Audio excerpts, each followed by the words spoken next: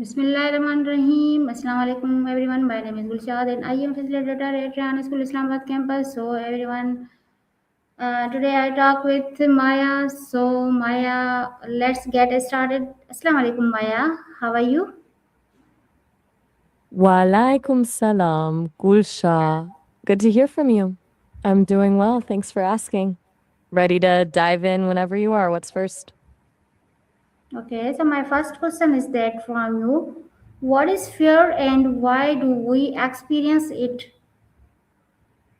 Well, good question to start with. Fear is that primal feeling of threat, like your body's alarm system going off when it senses danger. We experience it because it actually served a vital purpose for our ancestors. It kept them alive, made them react quickly to predators or threatening situations. Now it's kind of evolved. It doesn't just respond to lions and tigers, but anything we perceive as harmful to us, physically or emotionally. Does that make sense as a starting point? Okay, so my next question is that from you, how does fear affect our decision making? Fear can seriously hijack our decision making. When we're afraid, our brains kind of go into this survival mode where logic and reason take a backseat to instinct. It makes us more impulsive, so we'll act before thinking things through properly. Sometimes it's good, like when it saves us from immediate danger. But often it leads to bad choices, especially when we're dealing with complex situations or social stuff where we're overthinking. Does that track with how you've seen it play out? Okay, so my next question is that from you, what are common fear people face in life? That's a big one.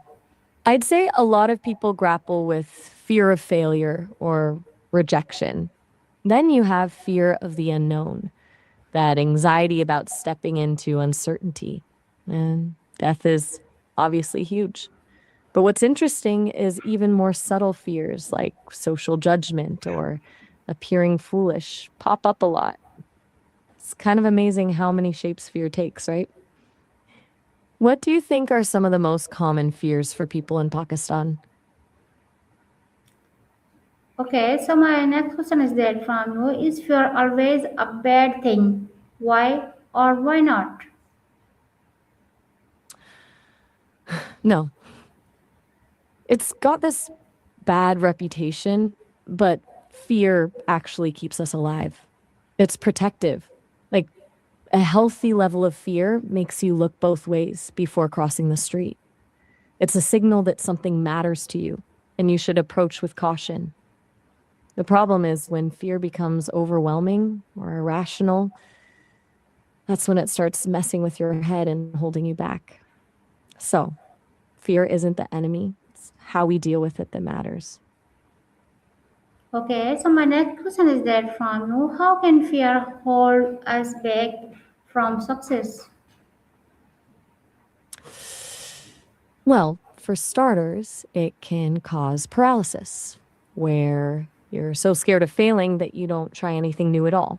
That fear of rejection or looking foolish, that can stop you from networking or speaking up when you have good ideas. It also screws with your risk taking. If you're overly cautious, you'll miss out on opportunities that could really move you forward. And honestly, it takes energy to constantly manage fear. So you have less focus for what actually matters. Make sense? Okay, so my next question is that from you, what is the difference between real fear and imagined fear? That's a good one. Real fear is based on an actual immediate threat, like walking in a dark alley where there's actually someone dangerous behind you. Imaginary fear is all in your head, worrying about what could happen but hasn't, or what others might think about you. The difference is real fear gets your immediate attention and focus, gets you into survival mode. Imaginary fear is more draining over time because it's all hypothetical and it lets your brain run away with worst case scenarios. Sound right to you? Okay, so my next question is that from you, how does fear impact confidence? Fear really eats at confidence. If you're Yes. constantly worried about failure, you start questioning yourself, second guessing every move. When you're afraid of judgment, it gets hard to speak up or show your real self. So that erodes who you are. But here's the thing, confidence isn't the absence of fear, it's facing the fear anyway. Confidence comes from how you react. You're still scared, but you say, I can do this. Make sense? Okay. Why do people avoid taking risk? They avoid taking risks mostly because of that fear we've been talking about, fear of failure, looking stupid, messing things up. But also, a lot of it is habit. If you've gotten comfortable with how things are, even if they're not great, stepping out of that comfort zone feels threatening. Risks take effort and require more energy than staying safe. It's just easier to stick to what you know. What about you? What keeps you from taking risks? Okay, so my next question is that from you, how can fear become a barrier to growth? Okay. So if you're stuck in fear, you stay small, you don't challenge yourself, try new things, learn new skills. Fear keeps you playing it safe, so there's no chance to stretch. Every time you avoid something scary, you're reinforcing that fear, like training yourself to back down. Growth happens when you embrace those challenges, mess up, learn from them, become more resilient. Fear basically keeps you stuck where you are, and that cuts off all the potential for new experiences. It's like building walls around yourself. Comfortable at first, but pretty limiting over time. Does that track? Okay, so my next question is that from you, what role does mindset play in a fear? Mm, I'm not following what you mean by field here. Like, can you clarify? Are you talking about a specific field of work?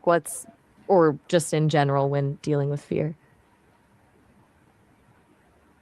Okay, what are the first step of overcoming fear? First step, awareness. A lot of people just push fear down or ignore it. But actually acknowledging what you're afraid of, like really naming it, takes a lot of power away from it. Next, start small. Don't try to tackle your biggest fear right away. Pick something low stakes that makes you slightly uncomfortable but not terrified. Then expose yourself to it gradually. Face the fear bit by bit and notice what actually happens. Usually it's not as bad as you think. What's something small you could try? Okay, so my next question is that how can positive thinking reduce fear? Positive thinking isn't about ignoring what's going wrong, it's about shifting your focus. Instead of dwelling on worst case scenarios, you think about potential outcomes. So your brain starts seeing possibilities instead of threats. Positive thinking can remind you of your strengths, past successes, and help you stay grounded. A lot of Okay. fear comes from negative self talk, and reframing helps quiet that noise. But there's a fine line. It's not about being overly optimistic, but more about being realistic and hopeful at the same time.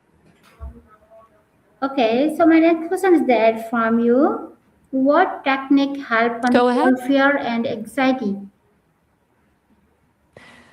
There's a bunch. Deep breathing exercises help calm your nervous system right when you're feeling anxious. Mindfulness, just focusing on what's happening right now without judgment, pulls you out of the future dread. Cognitive behavioral therapy teaches you to challenge those negative thought patterns. Regular exercise is huge for managing anxiety naturally. And honestly, sometimes just talking about your fears with someone you trust can work wonders. What do you think might work best for you? Okay, so my next question is that from you, how does facing fear make us stronger? Each time you tackle something that makes you nervous and come out okay, even if it's not perfect, you build up this little muscle of courage inside. It's like your confidence gets calibrated. You realize, wait, I'm capable of handling this. Your brain basically rewires itself over time to trust your ability to deal with challenges. It also teaches you perspective. You start to see that the world isn't as scary as you thought, and the worst case scenarios rarely happen. With each win, your resilience grows stronger. Basically, you'll learn that you're tougher than you think. Okay, so my next question is that from you, how can small steps lead to big changes? It's like snowballing. You start with something manageable. Then, once you see yourself succeeding there, you tackle the next slightly bigger thing. Each small win gives you momentum and belief that you can handle more. And each little change starts impacting other parts of your life, creating this ripple effect. It's way more doable than trying to overhaul everything at once. Small changes add up fast. What's one tiny step you've noticed making a difference for you lately? Okay, so my next question is that from you, what habits can reduce fear over time? Regular exercise, physical activity rewires your brain to manage stress better. Journaling, getting those anxious thoughts out and on paper separates you from them. Building a consistent mindfulness practice, those mindful moments can train your brain to be present and manage your response to fear. Sleep, getting quality sleep lowers anxiety levels big time. And surrounding yourself with supportive people, having a network you trust, makes tackling fears feel less overwhelming. What's one thing from that list that seems doable to you right now? Okay, so my next question is that from you, what does it mean to take bold step in life? Oh, taking a bold step is about doing something that genuinely scares you, pushes you way outside your comfort zone, and maybe makes your stomach flip. Could be applying for that dream job, starting a big project, ending a relationship, confronting someone, literally anything. Doesn't mean being reckless, it's just choosing growth over safety. Bold doesn't necessarily mean loud or dramatic either. Sometimes it's quietly facing something you've been avoiding for years. Okay, so my next question is that how can bold I think decision you were change your life? Big decisions like that shake up your foundation, not always in comfortable ways. Sometimes they lead to chaos and mistakes, but other times they're the biggest breakthroughs. They open doors to opportunities you couldn't have imagined, teach you what you're truly capable of, and often help you figure out what really matters to you. Bold decisions usually mean you're taking more ownership of your own story rather than letting life happen to you. They force growth and self discovery even when it hurts. What's a bold decision you've considered taking? Okay, what are examples of bold steps people can take? Loads. Quitting a job you hate to start something new, asking someone out even if you're afraid of rejection, moving to a new city alone, speaking your truth in a tough conversation, going back to school at 40, they all fit. Even just consistently saying no to things you don't want to do is a form of it. Setting boundaries can feel pretty risky to some. The key is that it has to genuinely challenge you and push you beyond what feels safe. Okay, how can planning help in taking bold steps? Planning doesn't eliminate the fear, but it takes away some of the unknown, which lowers anxiety. Breaking that big, scary step into smaller parts makes it less overwhelming. A solid plan gives you resources to address potential problems and gives you that foundation to fall back on if needed. Knowing what resources are available can alleviate some of that anxiety when approaching such big changes. That also gives you more confidence as you know there is a path forward when starting a journey that could completely alter your life. Okay, so my next question is that from you, why do successful people take risk? Successful people understand that growth doesn't happen inside your comfort zone. They know that playing it safe keeps you stuck and they're not afraid of failure. What's interesting is they frame risk differently. They see it as a as opportunity to learn, innovate, create something new. Also, most successful people will tell you they had setbacks and failures, so they understand risks don't always pay off, and they're okay with that. Risks are rarely fun, but they help you grow. Okay. How can social fear be What's next? managed? That one's tough. So many people struggle with that.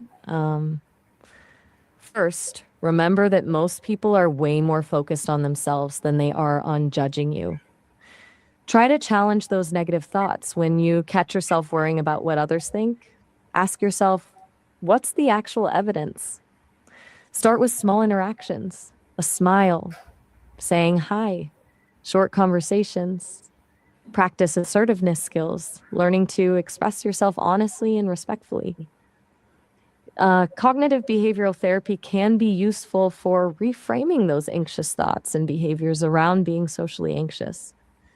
What's something small you could try this week to challenge your own social fear? Okay, nice to meet you, Maya. It's been nice talking with you too, Gulsha. Take care. Take care too. So everyone, this was a Bye. Maya. So I meet you again next Maya, inshallah. Allah Hafiz, Pakistan, Zindabad. See you next time, Gulsha. Allah Hafiz and Pakistan Zindabad.